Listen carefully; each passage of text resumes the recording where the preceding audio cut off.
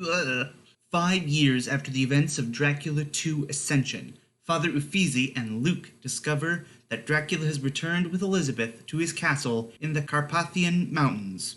However, fearing that Uffizi has been tainted by Dracula, Cardinal Siqueiros refuses to give Uffizi his blessing for the mission. Uffizi defrocks himself and sends out with Luke to Bucharest. Romania has been devastated by a civil war, and NATO peacekeepers line the streets. In an abandoned village, Uffizi and Luke find a crashed helicopter containing a news reporter, Julia, and her cameraman. The cameraman is turned by the vampire clowns terrorizing the village, but are all destroyed by Uffizi and Luke. They leave Julia, but are soon lured into a rebel trap. They find Julia with the rebels, refusing to return to England with nothing but a story on vampires.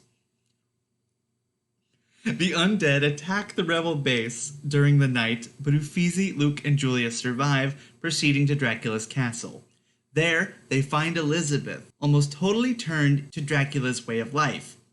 Dracula mortally wounds Julia and tells Uffizi that only through God's forgiveness can he truly die.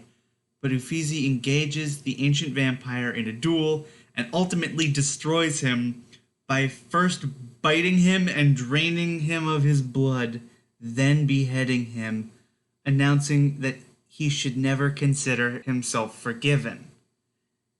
Meanwhile, Luke, on her request, beheads Elizabeth. Luke leaves the castle while Uffizi sits on Dracula's throne, with Julia revived as a vampire. The film ends with the implication that Uffizi succeeds Dracula as the vampire lord, with Julia as his queen. Alright, what the fuck was that? I don't know if the vampire clowns are vampire clowns, but nope, I'm just getting the Night Watchman.